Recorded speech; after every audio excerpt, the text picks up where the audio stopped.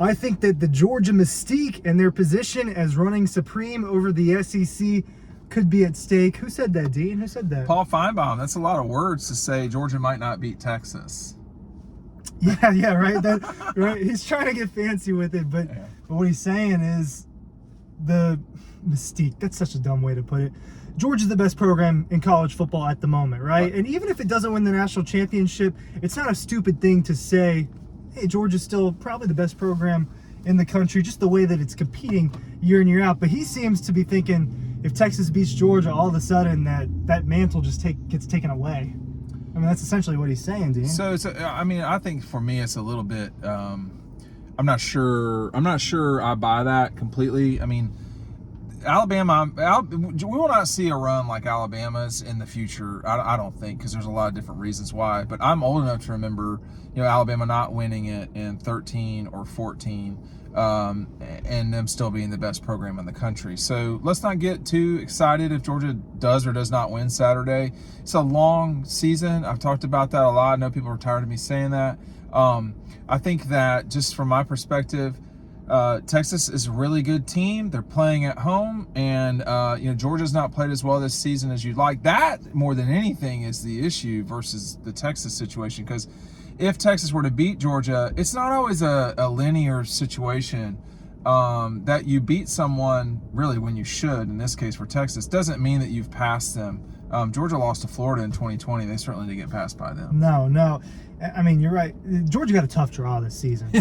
That's one way to put it. Texas did not. Right? They got babied into the league a little bit, and that's part of why it's playing so well at the moment. The competition hasn't been that great, but like Dean's talking about, for a long time, and it is Georgia now, but for a long time, Alabama was undisputably the best program in the sport, right? And they didn't win every single year. They were playing at a really high level every single year, coupled with winning every other year. When was Alabama not the best program in the country? At what point? Looking backward on it. When did it stop?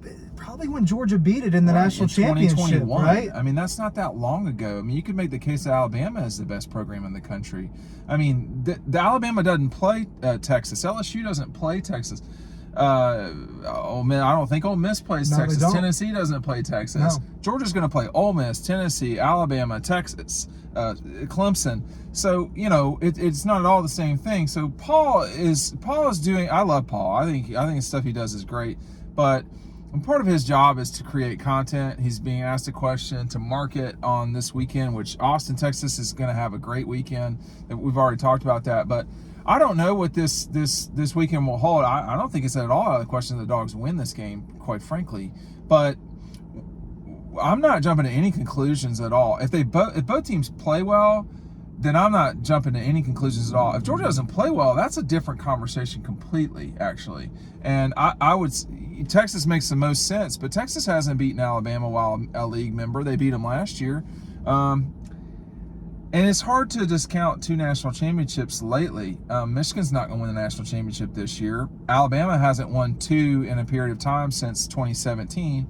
So Georgia's still going to be the top dog for a while. But they do need to play well Saturday. But I mean, in all due respect, Paul's just doing what he does, and that's fine. Yeah, look, it's we have to do it to an extent, right? He's creating content. He's creating engagement. How many minutes a week do you think Paul talks? Hours and hours. I mean, we're talking about at least 4 times a week, a 3-hour segment. Yeah. So you do the math there. I'm not mathing out like that right now. I told you a little bit earlier. We're 15 hours minimum of his show each week, never less than 60 times 15. Do the math if you want to do it. 6,000 plus 60 times 5. It's a lot. But the global point is, the question is, I mean, I don't know. Look, it's a good question though. I mean, if Georgia loses 2 SEC games in 4 games versus not losing any regular seasons for a multiple amount of years, but so much of life, there's context is key, right? The one game was on the road against Alabama, the number 4 team in the country at the time, and they lost on the last play of the game, literally. They've not lost to Texas yet, and we're all acting like they have, which is insane. And that would be playing on the number 1 team in the country on the road. We don't know how that game even goes. So the notion that you can't lose top 4 teams without your theoretical or mythical place in college football, when college football's changed anyway this year, I mean, Georgia wins or lose Saturday, I'd way rather be Georgia than almost everybody that's not Clemson, because Clemson's going to cakewalk. They should cakewalk right into this thing, but then you got to go play. And the thing, it's not a question, but to answer Paul's statement, right? I don't agree. Go for it. I'm Drink your diet sodas. Is that a crack about my weight? No. The reason why I don't agree is because, look, Georgia could lose this game and still win the national championship this season. It's way too early. I get it, Paul. I like you. Me and Paul have a little bit of a relationship. There you go. But it's too early to say something like that with Georgia's season not being over. If this was a terminal game, like these games can be, but it's not, and we've had the discussion, and we can have it in a second. Georgia could still win the national championship. Alabama could still win the national championship. It could be Texas. It could be Oregon, Ohio State. It might not be an SEC team, but that's the part people are leaving out. Yeah, even if Georgia loses a game, the mantle of best program, which is essentially what he's saying, it's not necessarily gone. How can we really have this conversation? You have to have multiple years without Ohio State, Texas winning the national championship. How can we talk about Ohio State being the best program? I mean, I think they are, but I'm going to leave that part out. The best program in their conference, and they haven't even won their conference the last few years. How can we really talk about, who was the other one I mentioned? Oregon. Texas? So Oregon hasn't even gotten to the playoff under Dan, I don't think yet. Nope. And they were busy fighting Idaho off the first week of the season, and they won that game by 10 or 7. They had to fight off Boise State. Don't do this. Like, let's not lose all reason. Texas is they're a good team right now. They should be a great program. They've not been that for 15 years. I don't know if we're trying to just make this all up this week with like the discussion and all that. Man, Texas is a good team. They should win Saturday. They've not won Saturday, though. And, like, I don't know why we have to do this. If Georgia and Texas and Alabama and LSU go 5 years without winning the national championship, we cannot constantly have week-to-week discussions about how someone's, failed. LSU, who I do not trust at all, very well may win the conference. I don't trust them or think they will. It could be Texas A&M. It could be Texas A&M, which would be frightening around here. Yeah, and this is something we haven't talked about, but that Texas A&M game, that could decide the SEC championship. It certainly could. The SEC championship could end up being a rematch a week later between those teams. So there's a lot we don't know. There's a lot of overreactions, by Georgia fans. The overreaction with Georgia people is insane right now. Every week is a new overreaction. This is a little bit of it.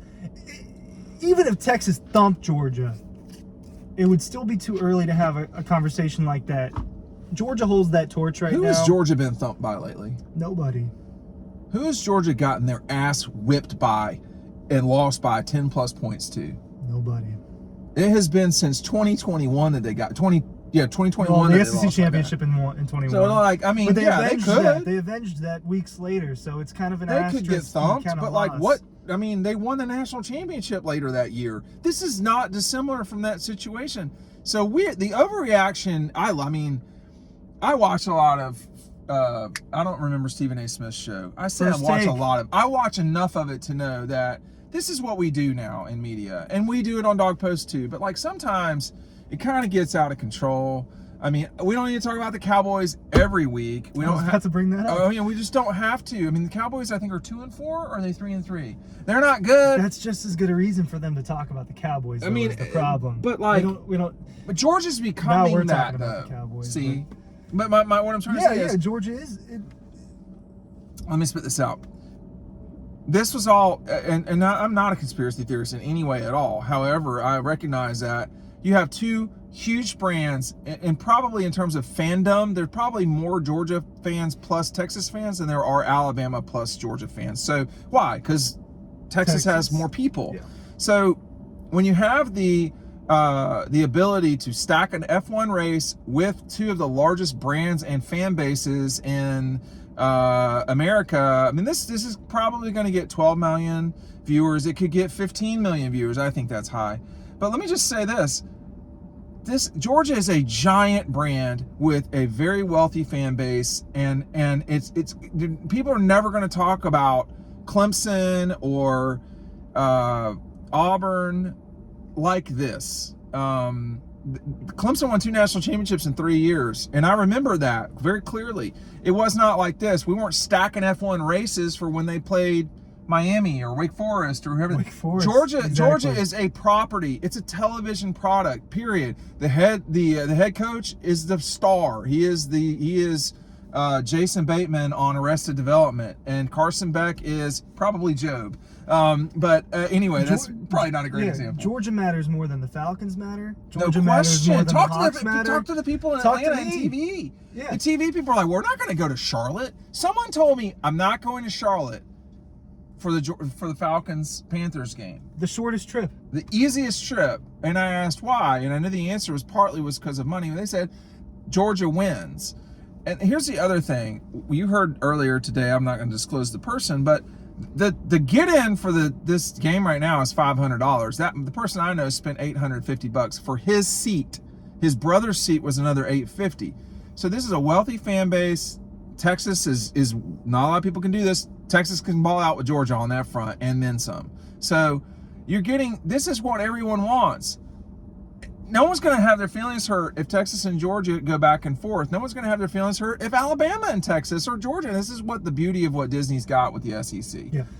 Sorry, go and ahead. with the college football is different than it was for the decade that Alabama dominated. Expecting Georgia to have that type of run, expecting any program to have that type of run is naive, honestly. It is a much different landscape. The money involved has changed. Are we not going to talk about Ohio State losing? I mean, that game it was great that they lost or whatever, or that Oregon won, or however you want to put it, but like the game doesn't matter. No. They're going to play in Indianapolis in like 6, 7, 8 weeks or whatever it is, and Ohio State will It's not as competitive as a league.